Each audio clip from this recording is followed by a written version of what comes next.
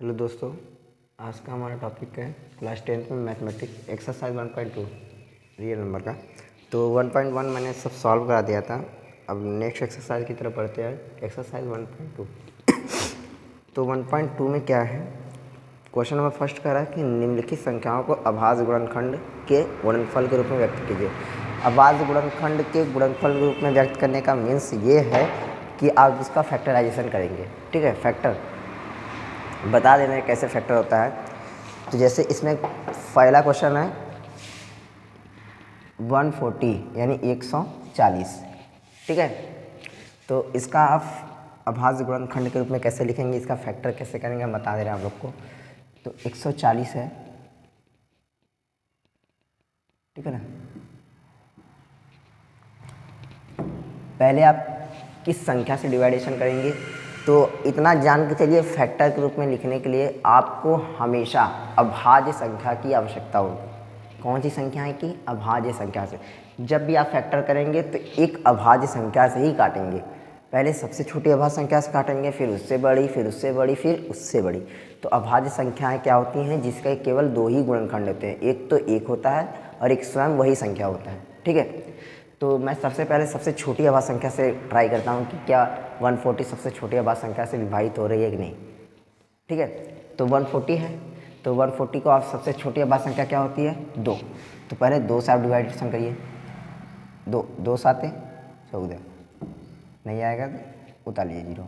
फिर इसके बाद फिर 2 से देखेंगे, ट्राई करेंगे क्या यह फिर 2 से जा रहा है कि नहीं, मतलब 2 से विभाजित हो रहा है कि नहीं। मैंने बताया सबसे छोटी अभाज्य संख्या, फिर उससे बड़ी, फिर उससे बड़ी। लेकिन हाँ, इतना याद रखिएगा अभाज्य संख्या से ही आप डिवाइडेशन करिएगा, मतलब इसको ट्राई करिएगा। भाज्य संख्या नहीं, ओनली अभाज्य संख्या। ठीक है, 35 अब देखिए, अब 2 से डिवाइडेशन करेंगे नहीं कटेगा।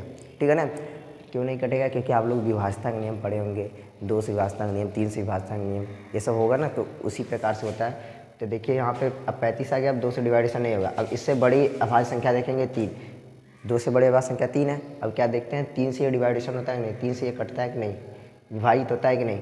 तो 3 से आप ट्राई करेंगे तो 3 से भी नहीं होगा। ठीक है, तब 3 से बड़ी अभाज्य संख्या क्या है, 5। तो 5 से देते हैं हम, 5 सत्ते। मैंने 4 क्यों नहीं दिया, 3 के बाद 4 भी आता, मैंने 4 क्यों नहीं दिया, क्योंकि 4 आपका भाज्य संख्या, मैंने बताया आपको अभाज्य संख्या से ही विभाजित करना। ठीक है, तो 5 सत्ते 35। फिर इसके बाद अब देखिए 5 से फिर डिवाइडेशन हो रहा है नहीं, तब इसके बाद अब इससे बड़ी अभाज्य संख्या क्या है, 7। तो 7 से ट्राई कर लीजिए, 7 का 7। ठीक है, चलिए हो गया, बस इतना लिख दीजिए। अब यही जो आपके डिजिट प्राप्त हुए हैं, जो अंक प्राप्त हुए हैं, इसी को आप मतलब मल्टीप्लिकेशन के रूप में लिख देंगे, तो आपका क्या हो जाएगा, अभाज्य गुणनखंड के रूप में। मैं लिख के बता दे रहा हूँ, जैसे यहाँ पे 140 है, तो 140 को आप लिखेंगे 140 इज इक्वल 2 गुणे 2 गुणे 5 गुणे 7। ठीक है ना। अब जो संख्याएं 2 बार है उसके पावर हो जाते हैं। ठीक है, मतलब स्क्वायर मतलब वर्ग हो जाता है। अगर 3 बार है तो उसका घन हो जाता है, मतलब जितनी संख्या है उसके उतने पावर। ठीक है, जैसे 140 है तो इज इक्वल हो जाएगा 2 के पावर 2 इंटू 5 गुणे 7। ये इसका क्या हो गया, अभाज्य गुणनखंड। ठीक है, ये पहला क्वेश्चन आपका था। ठीक है, अब हम नोट कर लीजिए आप लोग इसको। अब आते हैं नेक्स्ट क्वेश्चन की तरफ। क्वेश्चन नंबर सेकंड आपका है 156, 156।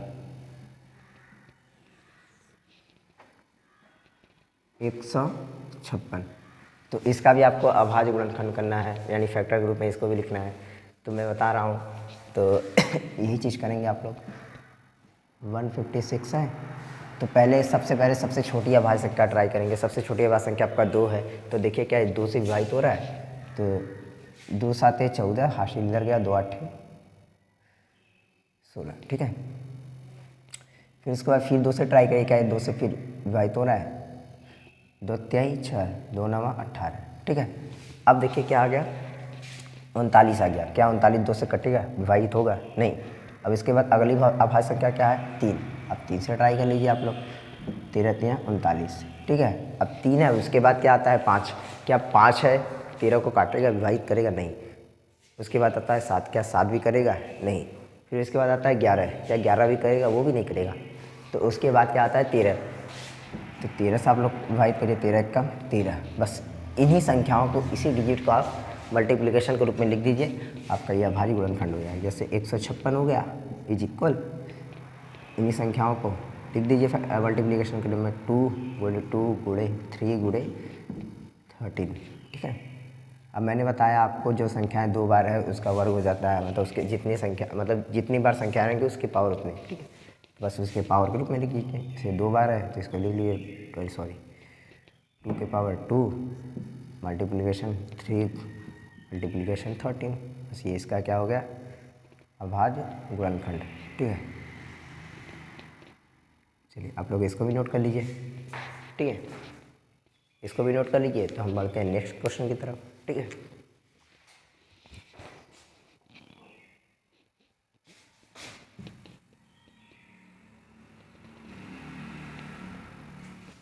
चलिए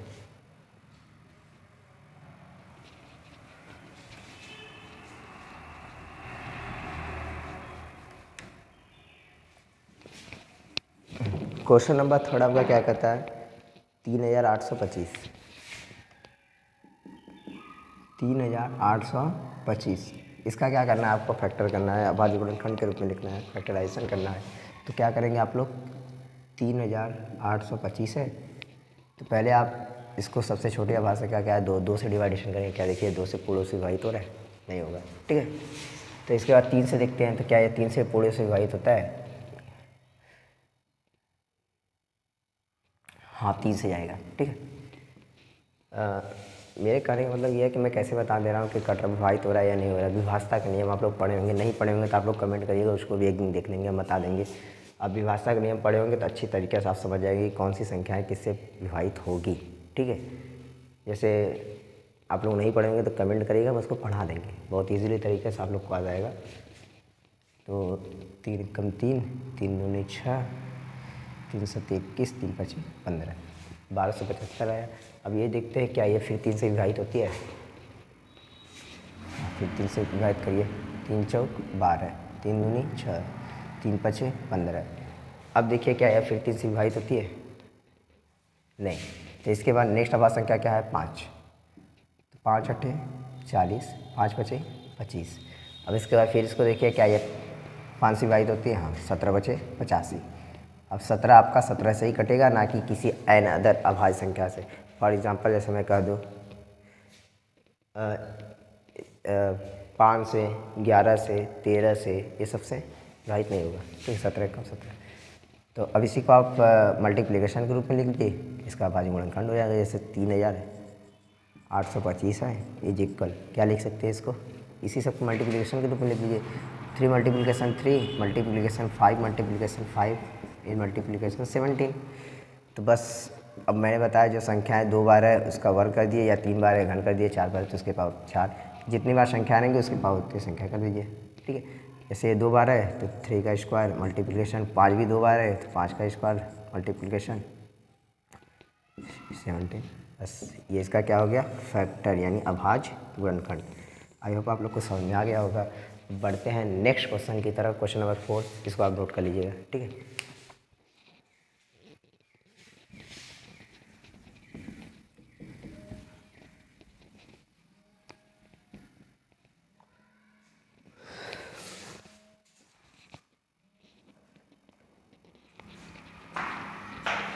क्वेश्चन नंबर 4 आपका क्या कहता है, क्वेश्चन नंबर 4 भी आपका है नॉर्मली 5005 है, क्या है 5005,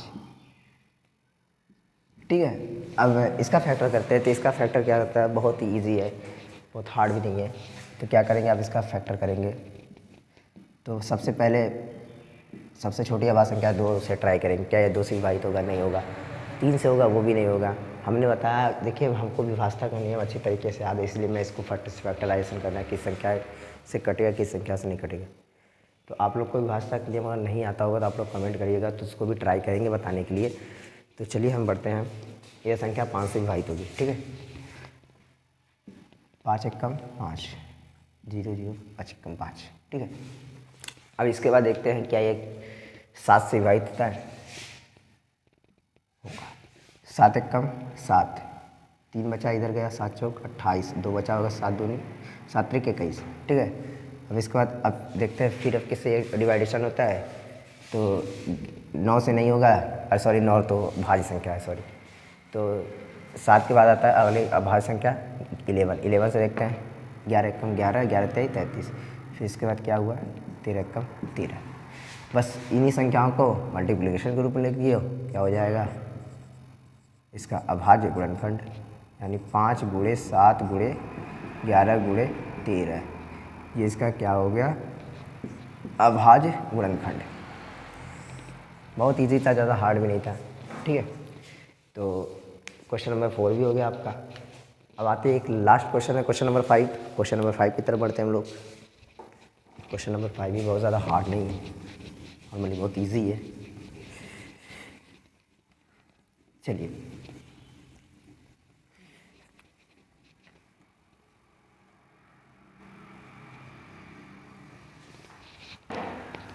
क्वेश्चन नंबर 5 आपका क्या कहता है। क्वेश्चन नंबर 5 आपका है 7429, 7429, इसका फैक्टर कर दीजिए। तो इसका भी फैक्टर बता दें हम, ठीक है। 7429, तो मैंने बताया सबसे पहले सबसे छोटी अभाज्य संख्या क्या है, 2 से ट्राई करेंगे, 2 से भी भाजित नहीं होगा। 3 से करेंगे, 3 से भी नहीं होगा। चाहे तो आप कर सकते हैं, लेकिन हम विभाजता का नियम पढ़े इसलिए ईजिली से इसको कर ले रहे हैं सोच समझ के। तो 3 से भी नहीं होगा, 5 से चाहेंगे तो 5 से भी नहीं होगा, 7 से भी नहीं होगा, 9 से भी नहीं होगा, ठीक है। तो अब आती है बात 19 से करेंगे, सॉरी 11 से करेंगे। 11 से भी देखिए 11 छक्का 66 बचेगा तुम्हारा 8, 11 से 77, 11 से भी नहीं होगा। फिर अगली नेक्स्ट संख्या आती है 13, 13 से भी कटेंगे, 13 25 67, 9 बचेगा, 13 से 91, 13 से भी नहीं होगा। फिर अगली संख्या आती है 17, मैं 17 से ट्राइवेशन कर रहा हूँ, तो 17 चौका 68, फिर यहाँ पे सब्ट्रैक्ट कर देंगे यानी घटा देंगे, तो 6 बचेगा, फिर यहाँ पे 62 हो जाएगा। 17 चौका, चाहे तो आप कर सकते हैं, पहले 17 से डिवाइडेशन कर दीजिए, देखिए जो बचेगा भाग 29 है, भाग भी कर सकते हैं आप लोग। 17 चौका 68, सब्ट्रैक्ट करेंगे, 6 बचेगा, 2 17 तिया 51, सब्ट्रैक्ट करेंगे 11 बचेगा, 17 सत्ते 119, कितना आया 437, यानी 437, ठीक है।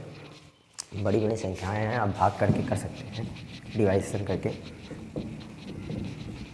अब ये 437 आया, अब ये किससे डिवाइडेशन होगा, अब इसको 19 से डिवाइडेशन करिए, देखिए क्या 19 से हो रहा है।